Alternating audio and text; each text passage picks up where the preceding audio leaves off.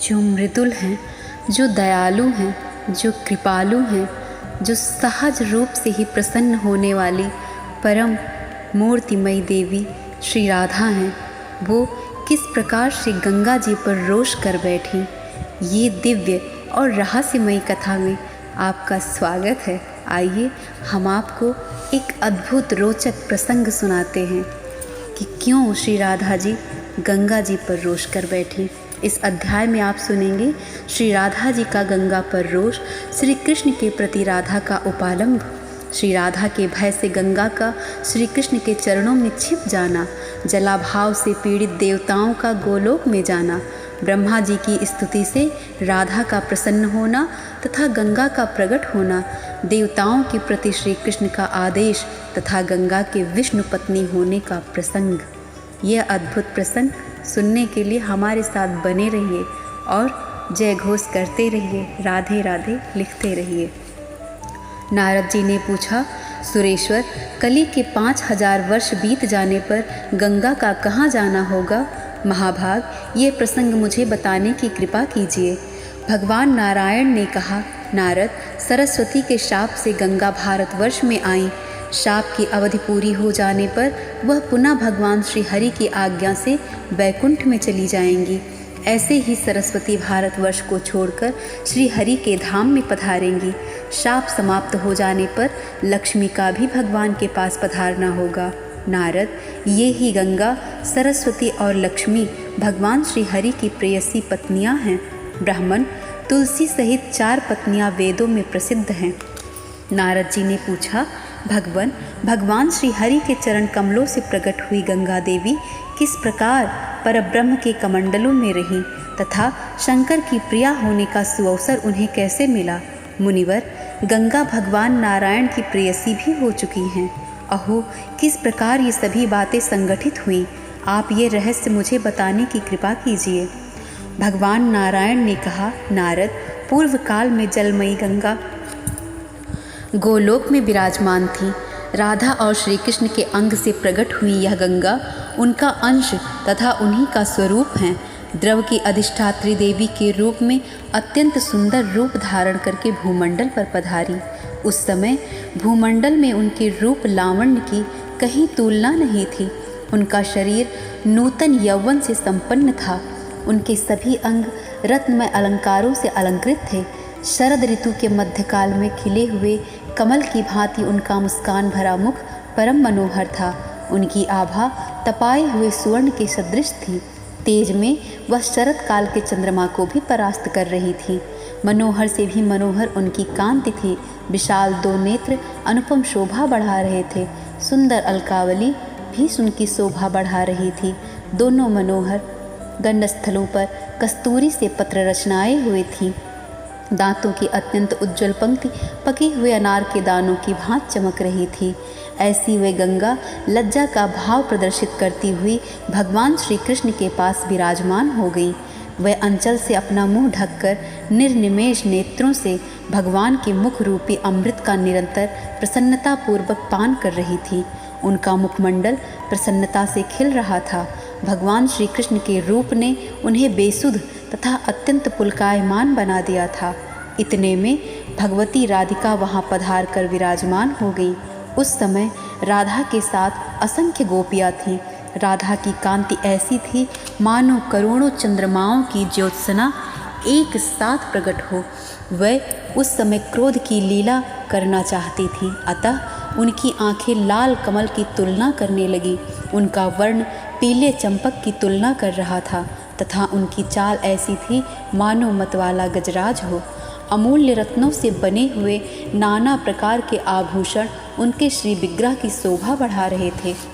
उनके शरीर पर अमूल्य रत्नों से जटित 2 दिव्य चिन्मय पीतांबर शोभा पा रहे थे। भगवान श्री कृष्ण के अर्घ्य से सुशोभित चरण कमलों को उन्होंने हृदय में धारण कर रखा था। सर्वोत्तम रत्नों से बने हुए विमान से उतरकर वह वहाँ पधारी थी। ऋषिगण उनकी सेवा में संलग्न थे। स्वच्छ चंवर डुलाया जा रहा था। कस्तूरी के बिंदु से युक्त चंदनों से समन्वित प्रज्वलित दीपक के समान आकार वाला बिंदु रूप में शोभायमान सिंदूर उनके ललाट के मध्य भाग में शोभा पा रहा था। अपनी सुंदर अलकावली को कपाती हुई वह स्वयं भी कंपित हो रही थी। रोष के कारण उनके सुंदर रागयुक्त ओष्ठ फड़क रहे थे। भगवान श्री कृष्ण के पास जाकर वह सुंदर रत्नमय सिंहासन पर विराजित हो गई। उनको पधारे देख भगवान श्री कृष्ण उठ गए और कुछ हंसकर आश्चर्य प्रकट करते हुए मधुर वचनों में उनसे बातचीत करने लगे। उस समय गोपों के भय की सीमा नहीं रही।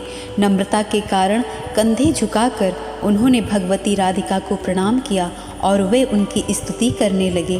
परब्रह्म श्री कृष्ण ने भी राधिका की स्तुति की। गंगा भी तुरंत उठ गई और उन्होंने राधा का स्तवन किया। उनके हृदय में भय छा गया था। अत्यंत विनय प्रकट करते हुए उन्होंने राधा से कुशल पूछी। वह डर कर नीचे खड़ी हो गई। उन्होंने ध्यान के द्वारा मन ही मन श्री कृष्ण के चरणारविंदों की शरण ली।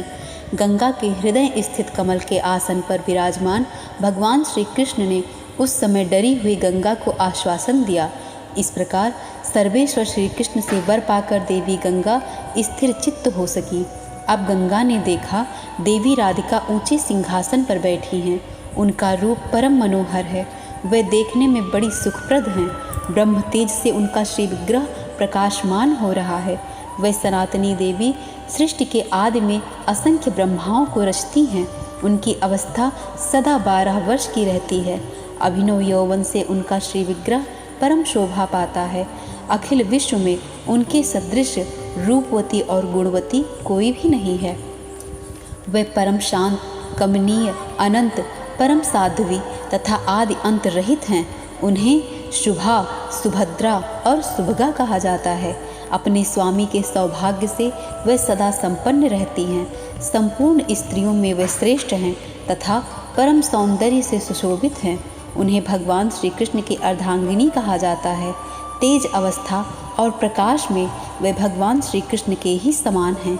लक्ष्मीपति भगवान विष्णु ने लक्ष्मी को साथ लेकर उन महालक्ष्मी की उपासना की है। परमात्मा श्री कृष्ण की समुज्ज्वल सभा को ये अपनी कांति से सदा आच्छादित करती हैं। सखियों का दिया हुआ दुर्लभ पान उनके मुख में शोभा पा रहा है। वह स्वयं अजन्मा होती हुई भी अखिल जगत की जननी हैं। उनकी कीर्ति और प्रतिष्ठा विश्व में सर्वत्र विस्तृत है। वे भगवान श्री कृष्ण के प्राणों की साक्षात अधिष्ठात्री देवी हैं। उन परम सुंदरी देवी को भगवान प्राणों से भी अधिक प्रिय मानते हैं।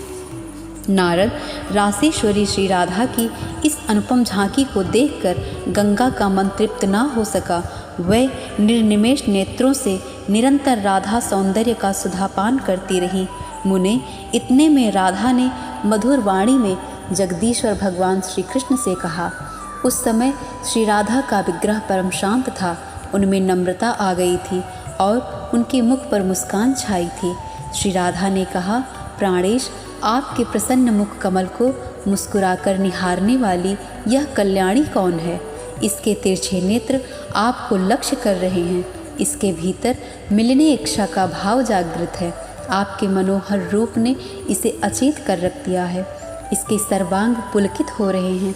वस्त्र से मुख ढककर बार बार आपको देखा करना मानो इसका स्वभाव ही बन गया है। आप भी उसकी ओर दृष्टिपात करके मधुर मधुर हंस रहे हैं। आप अनेक बार ऐसा करते हैं और कोमल स्वभाव की स्त्री जाति होने के कारण प्रेमवश मैं क्षमा कर देती हूँ। आपने बिरजा रजोगुण रहिता देवी से प्रेम किया, फिर वह अपना शरीर त्याग कर महान नदी के रूप में परिणित हो गई। आपकी सत्कीर्ति स्वरूपिणी वह देवी नदी रूप में अब भी विराजमान है। आपके औरस पुत्र के रूप में उससे समयानुसार 7 समुद्र उत्पन्न हो गए। प्राणनाथ, आपने शोभा से प्रेम किया, वह भी शरीर त्याग कर चंद्रमंडल में चली गई। तदंतर उसका शरीर परम स्निग्ध तेज बन गया। आपने उस तेज को टुकड़े टुकड़े करके वितरण कर दिया। रत्न, सुवर्ण, श्रेष्ठ मणि, स्त्रियों के मुख कमल, राजा, पुष्पों की कलियां, पके हुए फल, लहलहाती खेतियां, राजाओं के सजे धजे महल, नवीन पात्र और दूध, ये सब आपके द्वारा उसी शोभा के कुछ कुछ भाग पा गए। मैंने आपको प्रभा के साथ प्रेम करते देखा, वह भी शरीर त्याग कर सूर्यमंडल में प्रवेश कर गई। उस समय उसका शरीर अत्यंत तेजोमय बन गया था। उस तेजोमयी प्रभा को आपने विभाजन करके जगह जगह बांट दिया।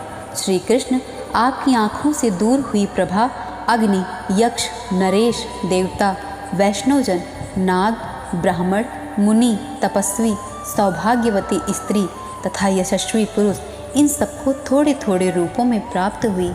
एक बार मैंने आपको शांति नामक गोपी के साथ रासमंडल में प्रेम करते देखा था। प्रभु, वह शांति भी अपने उस शरीर को छोड़कर आप में लीन हो गई।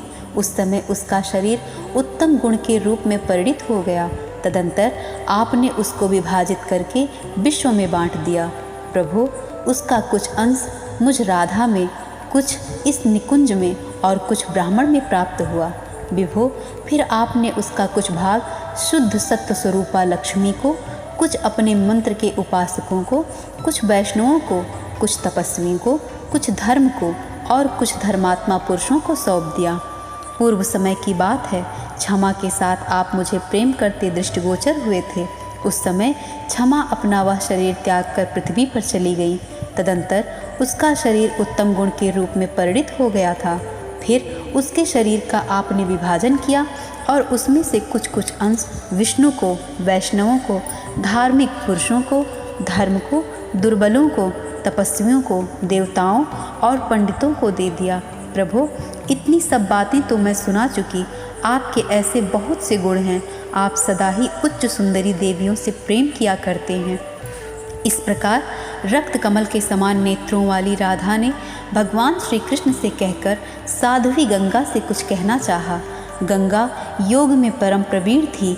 योग के प्रभाव से राधा का मनोभाव उन्हें ज्ञात हो गया। अतः बीच सभा में ही अंतर्ध्यान होकर वह अपने जल में प्रविष्ट हो गई। तब सिद्ध योगिनी राधा ने योग द्वारा इस रहस्य को जानकर सर्वत्र विद्यमान उन जल स्वरूपिणी गंगा को अंजलि से उठाकर पीना आरंभ कर दिया। ऐसी स्थिति में राधा का अभिप्राय पूर्ण योग सिद्धा गंगा से छिपा नहीं रह सका। अतः वह भगवान श्री कृष्ण की शरण में जाकर उनके चरण कमलों में लीन हो गई। तब राधा ने गोलोक, बैकुंठ लोक तथा ब्रह्मलोक आदि संपूर्ण स्थानों में गंगा को खोजा, परंतु कहीं भी वह दिखाई नहीं दी। उस समय सर्वत्र जल का नितांत अभाव हो गया था। कीचड़ तक सूख गया था। जलचर जंतुओं के मृत शरीर से ब्रह्मांड का कोई भी भाग खाली नहीं रहा। फिर तो ब्रह्मा, विष्णु, शंकर, अनंत, धर्म, इंद्र, चंद्रमा, सूर्य, मनुगण, मुनि समाज, देवता, सिद्ध और तपस्वी सभी गोलोक में आए। उस समय उनके कंठ, ओंठ और तालु सूख गए थे। प्रकृति से परे सर्वेश भगवान श्री कृष्ण को सबने प्रणाम किया, क्योंकि ये श्री कृष्ण सबके परम पूज्य हैं। वर देना इन सर्वोत्तम प्रभु का स्वाभाविक गुण है। इन्हें वर का प्रवर्तक ही माना जाता है। ये परम प्रभु संपूर्ण गोप और गोपियों के समाज में प्रमुख हैं। इन्हें निरीह, निराकार, निर्लिप्त, निराश्रय, निर्गुण, निरुत्साह, निर्विकार और निरंजन कहा गया है। भक्तों पर अनुग्रह करने के लिए अपनी इच्छा से ये साकार रूप में प्रकट हो जाते हैं। ये सत्य स्वरूप सत्तेश, साक्षी रूप और सनातन पुरुष हैं। भक्ति के कारण उनके कंधे झुक गए थे, उनकी वाणी गदगद हो गई थी, आँखों में आंसू भर आए थे, उनके सभी अंगों में पुलकावली छाई थी। सब ने उन परात्पर भगवान श्री कृष्ण की स्तुति की। इन सर्वेश प्रभु का विग्रह ज्योतिर्मय है। संपूर्ण कारणों के भी ये कारण हैं। उस समय अमूल्य रत्नों से निर्मित दिव्य सिंहासन पर विराजमान थे। प्राणों से भी अधिक प्रिय श्री राधा इनके वक्षस्थल पर शोभा पा रही थी। उनके दिए हुए सुवासित पानीय चबा रहे थे। ऐसे ये देवाधिदेव परिपूर्णतम भगवान श्री कृष्ण रास मंडल में विराजमान थे। वही मुनियों, मनुष्यों, सिद्धों और तपस्वियों ने तप के प्रभाव से इनके दिव्य दर्शन प्राप्त किए। दिव्य दर्शन से सबके मन में अपार हर्ष हुआ। साथ ही आश्चर्य की सीमा भी ना रही। सभी परस्पर एक दूसरे को देखने लगे। तत्पश्चात उन समस्त सज्जनों ने अपना अभीष्ट अभिप्राय जगत प्रभु चतुरानन ब्रह्मा से निवेदन किया। ब्रह्मा जी उनकी प्रार्थना सुनकर विष्णु को दाहिने और महादेव को बाएं करके भगवान श्री कृष्ण के निकट पहुँचे। उस समय परम आनंद स्वरूप श्री कृष्ण और परम आनंद स्वरूपिणी श्री राधा साथ विराजमान थी। उसी समय ब्रह्मा ने रास मंडल को केवल श्री कृष्णमय देखा। सबकी वेशभूषा एक समान थी, सभी एक जैसे आसनों पर बैठे थे। द्विभुज श्री कृष्ण के रूप में परिणित सभी ने हाथों में मुरली ले रखी थी। वनमाला सबकी छवि बढ़ा रही थी, सबके मुकुट में मोर पंख थे। कौस्तुभ मणि से वे सभी परम सुशोभित थे। गुण, भूषण, रूप, तेज, अवस्था और प्रभा से संपन्न उन सबका अत्यंत कमनीय विग्रह परम शांत था। क्षण भर में भगवान श्री कृष्ण तेजा स्वरूप हो जाते हैं और तुरंत आसन पर बैठे हुए भी दिखाई पड़ने लगते हैं। एक ही क्षण में उनके दो रूप निराकार और साकार ब्रह्मा को दृष्टिगोचर हुए। फिर एक ही क्षण में ब्रह्मा जी ने देखा कि भगवान श्री कृष्ण अकेले हैं। इसके बाद तुरंत ही झट उन्हें राधा और कृष्ण प्रत्येक आसन पर बैठे दिख पड़े। फिर क्या देखते हैं कि भगवान श्री कृष्ण ने राधा का रूप धारण कर लिया है और श्री राधा ने श्री कृष्ण का। कौन स्त्री के वेश में है और कौन पुरुष के वेश में, विधाता इस रहस्य को समझ ना सके। तब ब्रह्मा जी ने अपने हृदय रूपी कमल पर विराजमान भगवान श्री कृष्ण का ध्यान किया। ध्यान चक्षु से भगवान दिख गए। अतः अनेक प्रकार से परिहार करते हुए भक्तिपूर्वक उनकी स्तुति की। तत्पश्चात भगवान की आज्ञा से उन्होंने अपनी आंखें मूंद ली।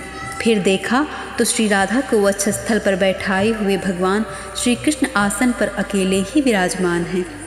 इन्हें पार्षदों ने घेर रखा है।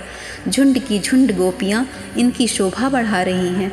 फिर उन ब्रह्मा प्रभृति प्रधान देवताओं ने परम प्रभु भगवान का दर्शन करके प्रणाम किया और स्तुति भी की। तब जो सबके आत्मा, सब कुछ जानने में कुशल, सबके शासक तथा सर्वभावन हैं, उन लक्ष्मीपति परब्रह्म भगवान श्री कृष्ण ने उपस्थित देवताओं का अभिप्राय समझकर उनसे कहा।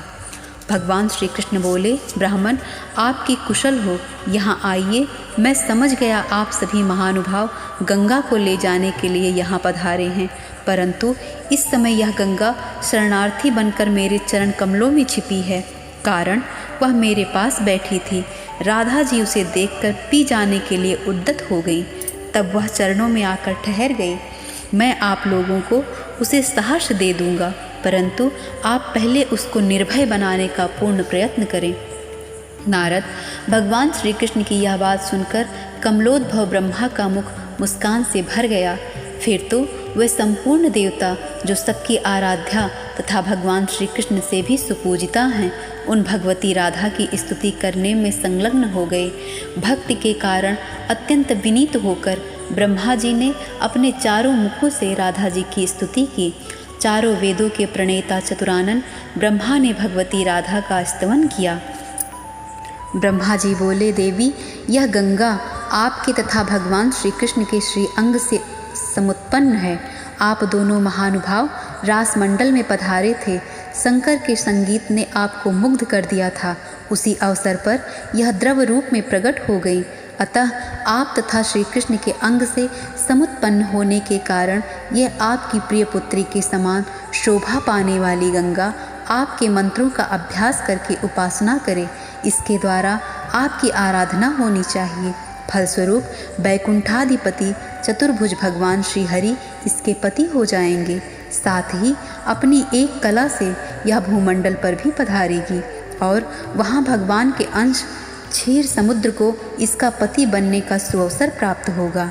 माता, यह गंगा जैसे गोलोक में है, वैसे ही इसे सर्वत्र रहना चाहिए। आप देवेश्वरी इसकी माता हैं और यह सदा के लिए आपकी पुत्री है। नारद, ब्रह्मा की इस प्रार्थना को सुनकर भगवती राधा हंस पड़ी। उन्होंने ब्रह्मा जी की सभी बातों को स्वीकार कर लिया। तब गंगा श्री कृष्ण के चरण के अंगूठे के नखाग्र से निकलकर वहीं विराजमान हो गई। सब लोगों ने उसका सम्मान किया।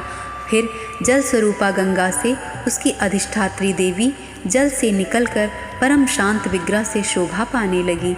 ब्रह्मा ने गंगा के उस जल को अपने कमंडलों में रख लिया।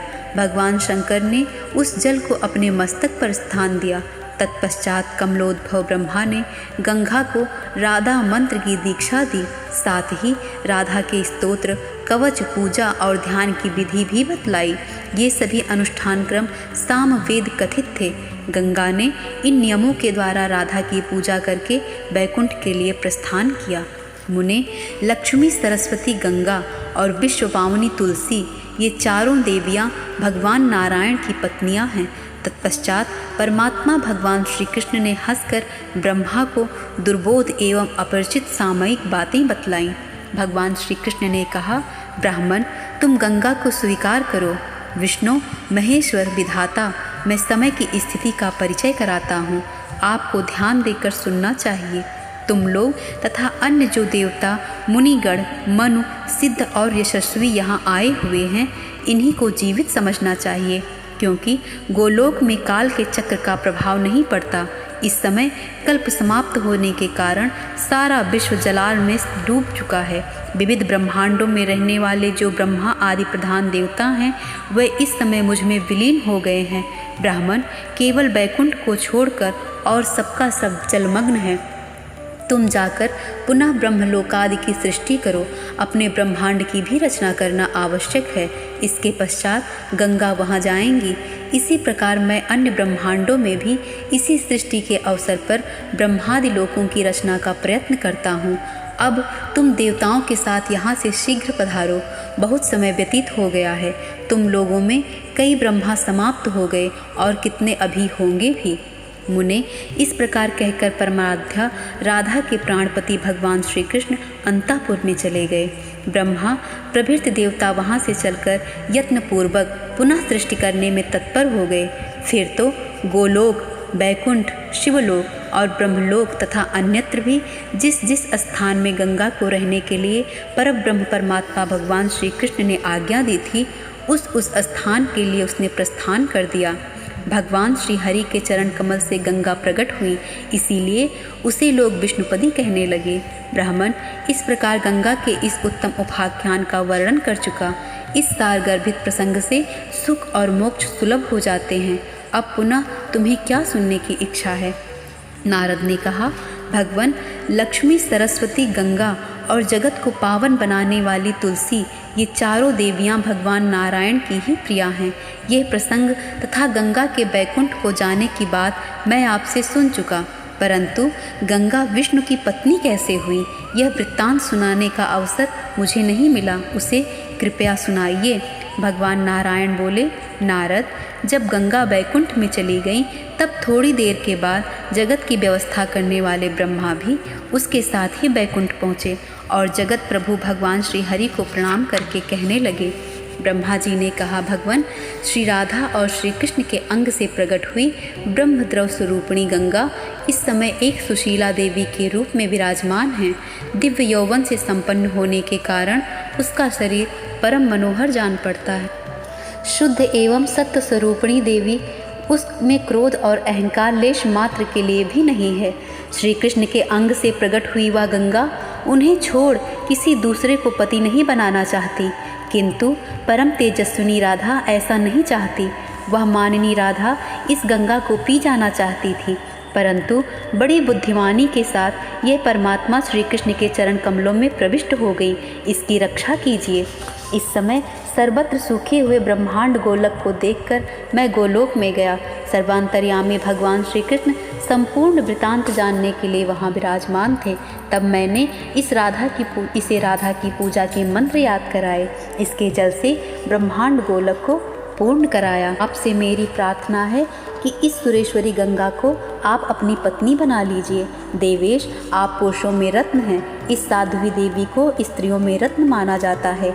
जिनमें सत असत का पूर्ण ज्ञान है, वह पंडित पुरुष भी इस प्रकृति का अपमान नहीं करते। सभी पुरुष प्रकृति से उत्पन्न हुए हैं और स्त्रियां भी उसी की कलाएं हैं। केवल आप भगवान श्री हरि ही उसे प्रकृति से परे निर्गुण प्रभु हैं। परिपूर्णतम श्री कृष्ण स्वयं दो भागों में विभक्त रहे। आधे तो दो भुजाधारी कृष्ण बने रहे और उनका आधा अंग आप हैं। इसी प्रकार भगवान श्री कृष्ण से वामांग आविर्भूत हो राधा भी दो रूपों में परिणित हुई। दाहिने अंश से तो वे स्वयं रही, उनके वामांश से लक्ष्मी का प्राकट्य हुआ। अतएव ये गंगा आपको ही वर्ण करना चाहती है, क्योंकि आपके श्री विग्रह से ही यह प्रकट हैं। प्रकृति और पुरुष की भांति स्त्री पुरुष दोनों एक ही अंग हैं। मुने, इस प्रकार कहकर महाभाग ब्रह्मा ने भगवान श्री हरि के पास गंगा को बैठा दिया और वे वहाँ से चल पड़े। फिर तो स्वयं श्री हरि ने विवाह के नियमानुसार गंगा के पुष्प एवं चंदन से चर्चित कर कमल को ग्रहण कर लिया और वे उसके प्रियतम पति बन गए। जो गंगा पृथ्वी पर पधार चुकी थी वह भी समयानुसार अपने उस स्थान पर पुनः आ गई। यों भगवान के चरण कमल से प्रकट होने के कारण इस गंगा को विष्णुपदी नाम से प्रसिद्धि मिली। गंगा के प्रति सरस्वती के मन में जो डाह था वो निरंतर बना रहा। गंगा सरस्वती से कुछ द्वेष नहीं रखती थी। अंत में ऊबकर विष्णुप्रिया गंगा ने सरस्वती को भारतवर्ष में जाने का शाप दे दिया था। मुने, इस प्रकार लक्ष्मीपति भगवान श्री हरि की गंगा सहित 3 पत्नियां हैं। बाद में तुलसी को भी प्रिय पत्नी बनने का सौभाग्य प्राप्त हुआ। अतएव तुलसी सहित ये 4 प्रेयसी पत्नियां कहीं गई हैं। ये अध्याय यही समाप्त होता है। आगे के अध्याय में हम तुलसी जी किस प्रकार भगवान विष्णु की पत्नी बनी, ये रोचक प्रसंग आपसे कहेंगे। जो अब तक आपने तुलसी जी के विषय में सुना होगा, ये प्रसंग उससे कहीं हटकर है, कहीं अलग है। इसलिए इस रहस्यमयी कथा में आप हमारे साथ बने रहिए। हमारे चैनल को सब्सक्राइब कीजिए और कमेंट में जय श्री राधे लिखते रहिए। राधे राधे।